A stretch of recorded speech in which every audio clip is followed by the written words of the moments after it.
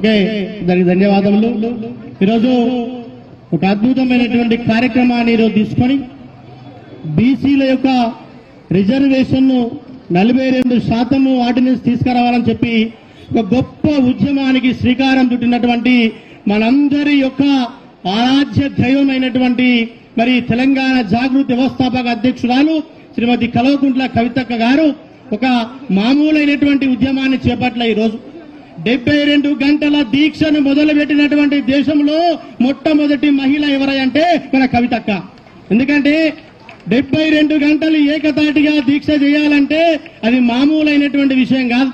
పొద్దున స్టార్ట్ చేసి సాయంత్రం ముగించేటువంటి దీక్ష కాదు ఇది. కఠినంగా నీళ్లు నిప్పు లేదు కూడా నేను ముట్టను అని చెప్పి ఒక కఠినమైనటువంటి మొక్కవోని దీక్షతో ఒక గొప్పనైనటువంటి దృఢ సంకల్పంతో ఈ రోజు ఈ యొక్క మహిళా శక్తి అనేటువంటిది గొప్పగా దేశానికి చాటు చెబుతూ ఉన్నది. అంటే ఇది మామూలైనటువంటి శక్తి కాదు. భావి తరాలకు ఒక బాటసారిగా, భావి తరాలకు ఒక మార్గదర్శకంగా ఈ రోజు నిలిచేటువంటి శక్తి అవుతుంది, చరిత్రలో నిలిచిపోయేటువంటి మహాశక్తి అవుతుంది అని చెప్పేసి ఈ సందర్భంగా తెలియజేస్తా ఉన్నా. ఎందుకంటే ఈ రోజు బీసీల గురించి బీసీలు కొట్లాడు సహజం, కానీ ఈ రోజు అగ్ర కులమైనటువంటి యొక్క అక్క ఈ రోజు బీసీ గురించి కొట్లాడుతూ ఉన్నది అంటే ఎంతటి గొప్ప నిదర్శనమయ్యా. కొంతమంది అంటారు అక్కకేం పనయ్యా బీసీల గురించి అని చెప్పి అంటారు, మరి నీకేం పనయ్యా? ఈ రోజు ఒక సాటి మనిషికి ఈ రోజు సేవ చేసేటువంటి ఒక గొప్పనైనటువంటి క్రమం ఈ రోజు బీసీల గురించి కొట్లాడుతూ ఉన్నది అంటే ఇది మామూలైనటువంటి విషయం కాదు. ఈ రోజు అక్క ఏ కార్యక్రమం తీసుకున్నా తప్పకుండా సక్సెస్ అయింది. ఈ రోజు శాసనసభలో డాక్టర్ బిఆర్ అంబేద్కర్ విగ్రహం పెట్టాలంటే సక్సెస్ అయింది. తప్పలు కొట్టాలి గట్టిగా అందరూ. ఈ రోజు మహిళా బిల్లు 33% అనేటువంటిది మరి కల్పించాలని చెప్పంటే ఢిల్లీలో మొక్కవోని ధైర్యంతో దీక్ష చేస్తే మరి అక్క గారి యొక్క ఆ పోరాటంతో ఈ రోజు మహిళా బిల్లు సాధించుకోవడం జరిగింది. అదేవిధంగా ఇప్పుడు మహాత్మా జ్యోతిరావు ఫులే యొక్క విగ్రహాన్ని కూడా పెట్టాలని చెప్పి పోరాటం చేస్తూ ఉన్నారు అక్క. తప్పకుండా నిలబెడతారు. మరి బీసీల ఉద్యమం కూడా ఈరోజు చేపట్టిన లెక్క తప్పకుండా బీసీల యొక్క ఆర్డినెన్స్ రావాలి. 42% ఈరోజు స్థానిక సంస్థల నుంచి మొదలు పెడితే అన్నిట్లో ఈరోజు కల్పించాలి. గ్రామంలో ఈరోజు బీసీలంతా కూడా వెనుకబడిపోతూ ఉన్నారు. బీసీల రాజ్యాధికారం అంతా కూడా అనకదొక్కబడుతూ ఉన్నది. తరతరాల నుంచి పోరాటం చేస్తూ ఉన్నారు కానీ కాదు. ఈ రోజు అక్క మొదలు పెట్టిళ్ళు, అక్కని చూసి అందరు మొదలు పెడతా ఉన్నారు. అక్కకి ఈ క్రెడిట్ వస్తుంది, అక్క ఈ క్రెడిట్ సాధించుకుంటది అని చెప్పి అందరూ కూడా అక్కను చూసి ఇక లేనోడు కానోడు పోనోడు అందరు వచ్చి మేము బీసీల గురించి కొట్లాడతామయ్యా, మేము బీసీల ఆర్డినెన్స్ గురించి కొట్లాడతామయ్యా అని చెప్పి ఈ రోజు వస్తూ ఉన్నారు, పోతా ఉన్నారు. కానీ ఎవరు వచ్చినా ఎవరేమి చేసినా ఈ రోజు ఉద్యమం చాలా గొప్పది. తెలంగాణ జాగృతిని స్థాపించి ఈ రోజు మన రాష్ట్రంలోనే కాదు, దేశంలోనే కాదు, ప్రపంచంలోనే ఒక విశ్వవిఖ్యాతిగాంచినటువంటి గొప్పనైనటువంటి ఒక జాగృతి సంస్థ ఈ రోజు ముందుకెళ్తా ఉన్నది. కనుక ఈ జాగృతి చేపట్టేటువంటి ఉద్యమం ఎవరు చేయలేరు. ఎవరు డబ్బింగ్ కొట్టినా అది కాదు, ఎవరు దీన్ని మరి అనుకరించినా అది కాదు. ఉద్యమం చాలా గొప్పది. ఉద్యమం నడుపుతున్న చాలా కవితక్క చాలా గొప్పనైనటువంటి యొక్క నాయకురాలు. కనుక ఈ రోజు మరి ఇంతటి గొప్ప దీక్షను పూనుకొని ముందుకు పోతున్నటువంటి కవితక్కకు అందరూ కూడా రాష్ట్రంలో ఉన్నటువంటి బీసీ కులాలందరూ కూడా సబ్బండ వర్ణాలు ఈ రోజు అందరూ కూడా కదులుతూ ఉన్నారు, సంఘీభావం తెలుపుతూ ఉన్నారు, మద్దతు తెలుపుతూ ఉన్నారు. చాలా గొప్పనైనటువంటి విషయం. ఇంకా ఈ 3 రోజుల్లో ఇంకా చాలా మంది కూడా వస్తారు. ఇది ఒక రాష్ట్రంలోనే ఒక చాలా గొప్పనైనటువంటి ఒక విషయంగా అంశంగా ఉండిపోద్దని చెప్పేసి మరి మరొకసారి అందరూ కూడా ధన్యవాదాలు తెలియజేస్తూ జై కవితక్క, కవితక్క నాయకత్వం. అవకాశం ఇచ్చినటువంటి పెద్దలందరికీ కూడా అక్క గారికి అదేవిధంగా పెద్దలందరికీ కూడా ధన్యవాదాలు తెలియజేస్తా ఉన్నాను. హలో, ఇప్పుడు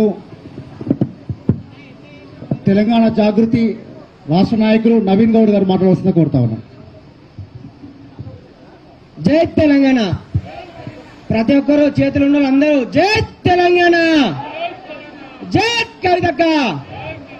ఈ రోజు బీసీ బిల్లు సాధన కోసం 72 గంటల నిరాహార దీక్ష కోసం అక్క దీక్ష చేస్తే మా మీడియా మిత్రులు, మా విద్యార్థి నాయకులు, యువత, మహిళలు ప్రతి ఒక్కరూ ఈ దీక్ష ఇచ్చినందుకు స్వాగతం సుస్వాగతం. మనం బీసీ బిల్లు కోసం కొట్లాడుతుంటే వాన వస్తుందక, ఈ వాన వల్లనే మనము సక్సెస్ అయినట్టు మన దేవుడు మనకు వరం ఇచ్చినట్టక. ఒక విషయం చెప్తున్నా మనందరికీ అన్న, ఒక మాట నేను చెప్తున్నా. నేను అసెంబ్లీలో విగ్రహం పెట్టింది ఎవరంటే కవితక్క. అట్లా అన్ని చెప్తా కవితక్క అని. అసెంబ్లీలో విగ్రహం పెట్టింది ఎవరు? బతుకమ్మని విషక్తంగా చేసింది ఎవరు? మహిళా బిల్లు కోసం పోరాడింది ఎవరు? పూలే విగ్రహం పెట్టాలని కోరాడింది ఎవరు? బీసీ బిల్లు డెడికేషన్ కమిషన్ వేయాలని కోరింది ఎవరు? బీసీ బిల్లులో ఉద్యోగం కోసం అడిగింది ఎవరు? ఇట్లా బీసీ బిల్లు కోసం కొట్లాడుతున్న మన కవితక్క గారికి మాకు పర్మిషన్ ఇవ్వకుండా నిరంతరం ఇబ్బంది పెడుతున్నారు కదా. బిడ్డ రాసుకో, ఇలా కాంగ్రెస్ గవర్నమెంట్ ఒకటికి తెలుగు గల పని చేస్తారు. ఒకటి ఏం పని చేస్తారు చెప్పనా? తెలుగు లేనివాడు ఎవరైతే ఏం చేస్తారు తెలుగు గల మాట వింటారు. మా కవితక్క మాట తెలుగు లేనివాడు వింటుండు. ఓడో రేవంత్ రెడ్డి వింటుండు. అరే బీసీ బిల్లు డెడికేషన్ కమిషన్ వేయరా, బీసీ బిల్లు ఇప్పుడు ఆమోదం అవుతున్నా, మీకు డెడికేషన్ కమిషన్ వేసిరనుకో ఇక్కడ ఈ డెడికేషన్ కమిషన్ అయ్యే వల్ల మన బీసీలకు న్యాయం జరుగుతుంది అని చెప్పి అడిగింది కవితక్క.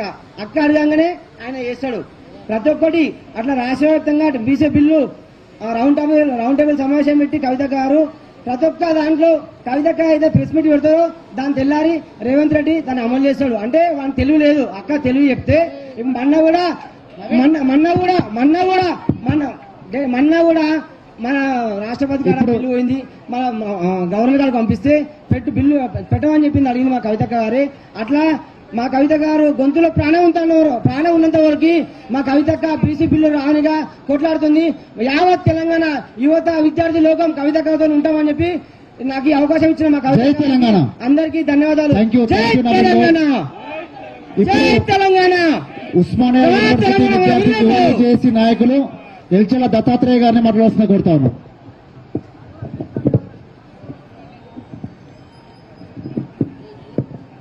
తెలంగాణ రాష్ట్రంలో